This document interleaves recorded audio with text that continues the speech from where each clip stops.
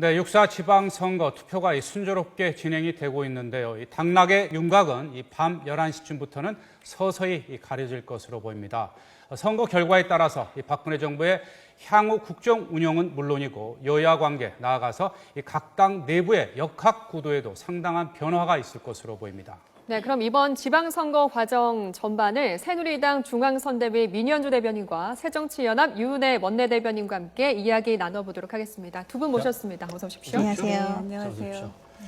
이번 지방선거는 이 세월호 참사 때문에 역대 어느 선거보다 이제 조용하고 차분하게 시작은 됐지만 이제 막판으로 치달으면서 굉장히 뜨거운 그런 선거운동이 펼쳐졌습니다. 이 13일간의 이 공식 선거운동을 지켜보신 그 총평부터 먼저 우리 민현주 대변인부터 한번 말씀을 해주시죠. 선거 이제 시작하기 초반에는 저희가 현장을 나가보면 아무래도 국민 여러분들께서 그렇게 반갑게 맞아주시지는 않았습니다. 아무래도 세월호 참사 사건도 있었고 그로 인해서 정치권이나 여당, 정부 쪽에서의 대응에 대해서 많이 실망하신 분들이 많았기 때문에 그렇게 저희에 대해서 이렇게 호응을 해주신다거나 이렇게 뜨거운 반응을 보여주시진 않았는데요. 차츰 진행이 되면서 지역의 일꾼을 제대로 뽑아야 된다는 거, 그리고 국가적인 위기 상황에서도 뭔가 신속하게 앞으로 좀 새로운 모습으로 태어나기 위해서는 유권자 여러분들께서 한 표를 꼭 행사해야 된다라는 그런 분위기가 조성이 되면서 그다음부터는 저희한테 관심을 좀 많이 보여주시는 것 같고요. 그리고 마지막에 어제 같은 경우에도 역시 현장에서 보면은 많은 유권자분들께서 그래도 일을 해야 된다, 그래도 뭔가 희망을 던져주려면 여러분들이 나서야 된다, 꼭 한 표 행사하겠다라고 말씀을 전해주셔서 역시 이번 선거에서도 유권자 여러분들께서 잘 판단하셔서 투표해 주셨을 거라 믿고요. 처음에는 좀 굉장히 부담스러웠단 말씀이셨는데, 자, 우리 유은혜 대변인은 어떻게 보셨습니까? 네, 어제 늦게까지 선거운동 하느라고 지금 목이 좀 잠겼습니다. 저희 새정치민주연합에서는 정말 어떤 선거보다도 이번에 말씀하셨던 것처럼 정말 깊은 반성과 성찰, 그리고 정말 무거운 책임감, 이런 것을 가지고 선거에 임해 왔는데요. 막판으로 갈수록 이것은 어디로 없어지고 굉장히 그 네거티브, 흑색 선전 이런 것들이 좀 난무하고 있는 것이 아닌가. 그리고 저희가 이제 뭐 로고송이나 율동이나 이런 것들 하지 않고 선거 유세도 이제 마지막 며칠만 했기 때문에 이렇게 지나면서 격려해 주시고 이런 분들이 계시긴 했지만 여론조사 결과나 이런 것들도 굉장히 들쭉날쭉했고요. 이번 선거처럼 참 예측이 어려운 선거가 없었다, 이런 말씀도 좀 많이 들었고요. 그런데 이번 선거를 임하면서 도대체 정부가, 나라가 국민에게 뭔가 어떤 일을 해야 되는 건가, 이런 근본적인 물음을 던지고 답변하는 것이 이번 선거가 아니었나 싶고요. 저희는 지금 끝까지 긴장하면서 투표 참여 꼭 해주십사 부탁드리고 있습니다. 네, 새누리당 이번 선거에서 국가 개조를 위해서 또 대통령을 도와주세요, 이렇게 팻말을 들고 서 있기도 했었고요. 그냥 도와주세요. 도와주세요. 그렇죠. 도와주세요라고 이제 팻말을 들고 서 있기도 하셨고, 또 새정치민주연합 쪽에서는 이 세월호 참사를 통해서 드러났던 이 민심을 통해서 정부를 엄단해달라라고 이제 호소를 하셨습니다. 그 국내 판단은 이제 오늘 밤 11시쯤 그 윤곽이 드러날 텐데, 아직까지 선거 마감까지는, 투표 마감까지는 한 2시간여 남았는데, 이 남은 시간 동안 좀 호소를 해주신다면 어떤 면에 좀 더 호소를 하시겠습니까?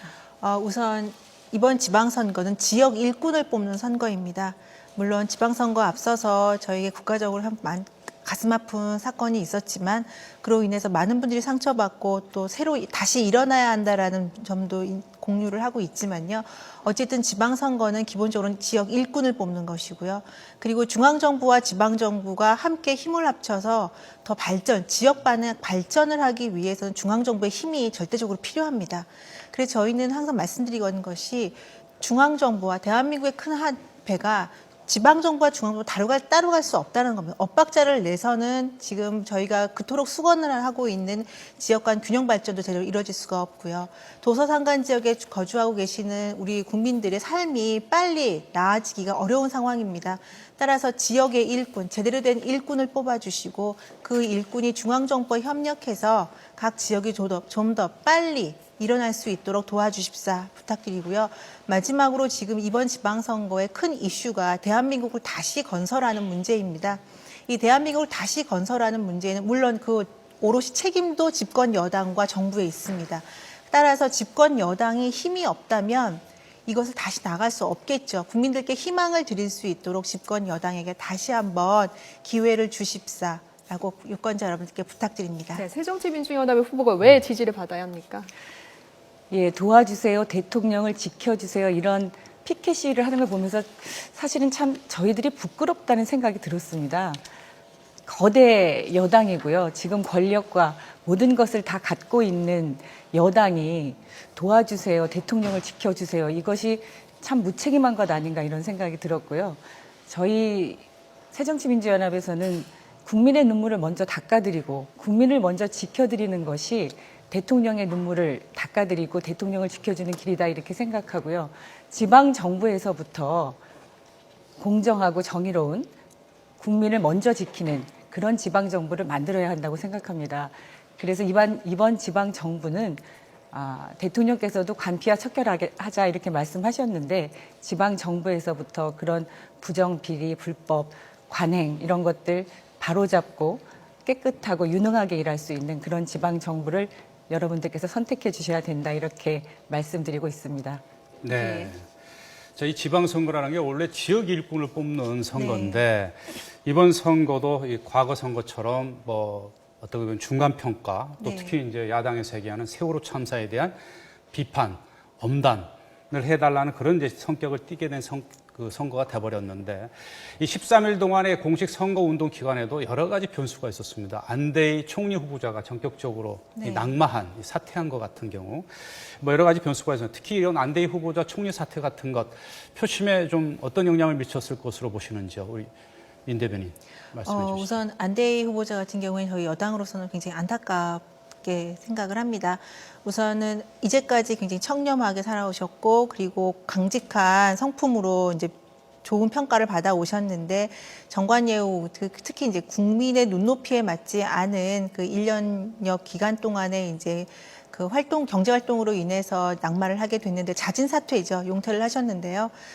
국민의 눈높이에 맞지 않는 문제로 인해서 본인이 자진 사퇴를 했다는 점에 대해서는 저희는 뭐 그냥 안타깝다 생각이지만 문제는 그를 둘러싼 거의 인권 유린 수준의 그 사생활을 파헤친다거나 이런 문제에 대해서는 정치권과 우리 사회가 다시 한번 돌아봐야 되는 것이 아닌가라는 생각을 했고요. 다만 안대희 후보자가 용퇴를 함으로 인해서 저희가 이제 선거에서 어떤 영향을 받는가 문제에 대해서는 저희도 매우 좀 신중한 입장입니다. 어떤 분들께서는 유권자분들께서는 용기 있게 사퇴했다라고 말씀해 주시는 분들도 있었고요. 물론 비판적인 견해를 주신 분도 있었습니다. 하지만 이런 식으로 야당이 계속 사사건건 제대로 된 청문회를 거치기도 전에 야권에 의해서 이렇게 발목이 잡혀서 사퇴를 하는 것이 바람직한 것인가에 대한 의견을 주시는 분들도 있었습니다. 그래서 이 부분에 대해서 선거에 어떤 결과가 있을지에 대해서는 저희가 사실은 솔직하게 예측하기가 매우 어렵고요. 네. 다만 유권자분들께서 이러이러한 정황이 있었다는 부분은 분명하게 인지하시고 판단하셔서 현명한 선택을 해주시기를 바랄 뿐입니다. 자, 우리 유 대변인, 우리 민 대변인의 이 발언 내용에 대해서 어떻게 생각하십니까? 저희가 세월호 참사 이후에는 여야 떠나서 이것의 철저한 진상 규명과 다시는 이런 일이 일어나지 말아야 되겠다. 그것에 대한 대책을 국민들이 요구하고 계셨던 거라고 생각하고요.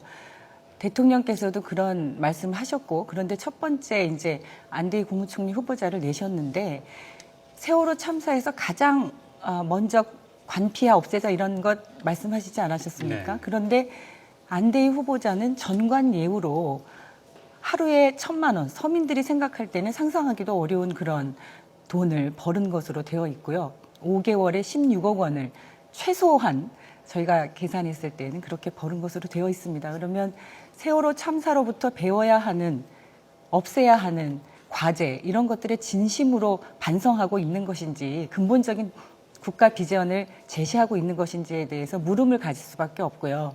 그것에 대해서 많은 국민들이 실망하고 계신 것 아닌가.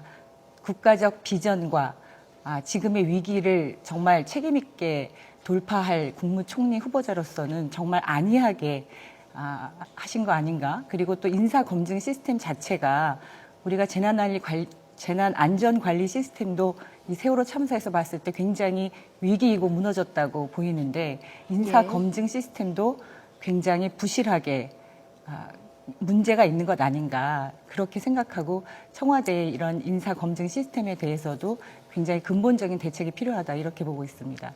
네. 네, 또 선거 막판에는 통합진보당 후보들이 좀 사퇴를 했어요. 어떻게 네. 보셨습니까? 통합진보당 후보들이 이제 네. 연이어서 사퇴를 했는데요. 특히 이제 마지막에 경기도지사 후보에 대해서는 백현종 후보가 사퇴로 이제 마무리가 되었는데 저희가 이 사퇴에 대해서 그냥 후보가 사퇴했다라고도 볼 수 있는 문제라고도 저희가 객관적으로 평가를 아무리 하려고 해도 사실은 각 통합진보당 후보들이 사퇴 전후에 보였던 그 정치적 행동들을 보면 과연 이 사퇴가 정말 순수한 사퇴인 것인가? 라는 거에 대해서 큰 의문을 가질 수밖에 없는 정황들이 많이 있습니다.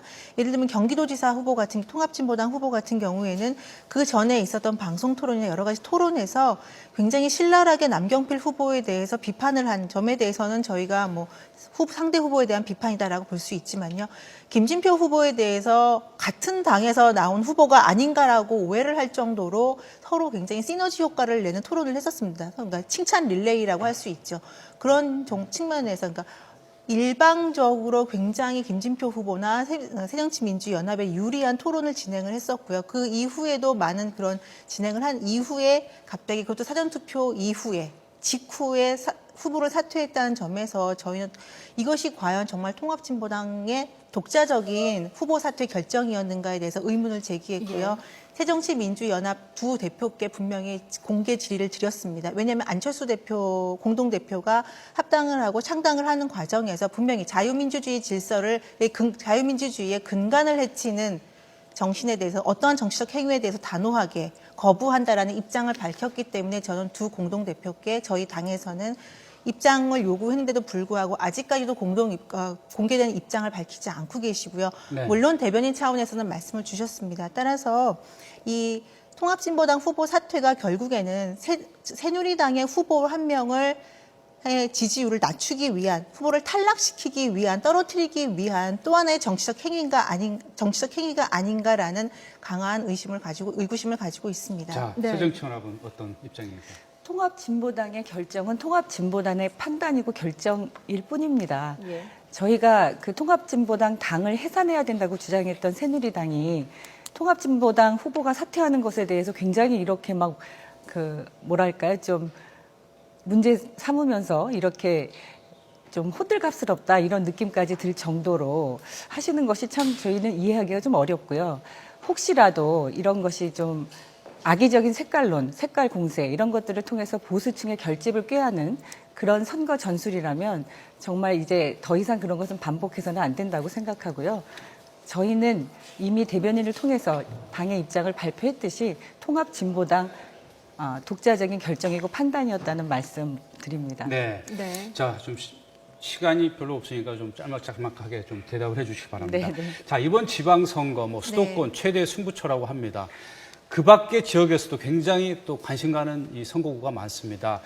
두 당 모두 가장 이번 선거의 승부처가 어디라고 보시고 또 어느 선거에서 이기면은 이번 지방선거를 이겼다고 평가하는 것이고 또 졌다고 했을 때는 어느 선거에서 패했을 경우 졌다고 생각하시는지 좀 그 부분에 대해서 한번 좀 얘기를 해 주십시오. 글쎄, 매우 어려운 질문인데요. 일단 광역단체 어느 한 곳도 저희한테 소중하지 않은 것이 없습니다.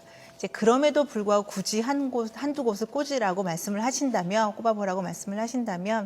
아무래도 저희는 수도권에서는 경기 지역에서 저희의 후보의 능력, 역량, 그리고 그 지역 정서, 그리고 중앙정부와 함께 호흡을 맞춰가야 되는 부분에서 경기 수도권에서 저희가 좀 더 많은 지지를 얻기를 기대하고 있습니다. 네. 특히 경기 지역 같은 경우에는 저희 남경필 후보가 5선입니다. 국회, 정부, 그다음에 그 지역과 이 삼각 연대를 가장 잘 조화롭게 이룰 수 있는 후보라고 저희는 자칭 그리고 또 국민 여론에서도 이미 나타나고 있습니다.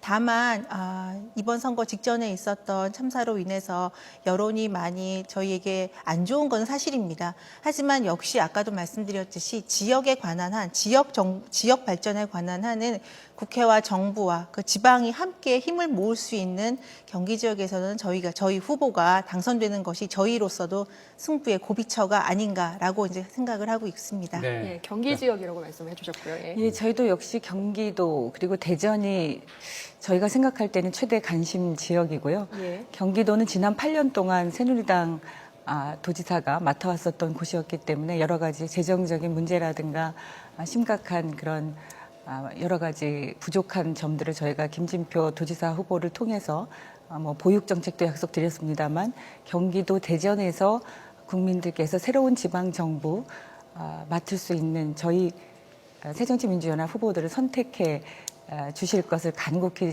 호소드리고 있고요. 거기가 최대의 승부처가 되지 않을까 그렇게 네. 보고 있습니다. 네. 두 당 모두 이 경기지사 선거가 이번 지방선거의 가장 중요한 어떤 승부처라고도 보고 계시군요. 네, 그랬습니다.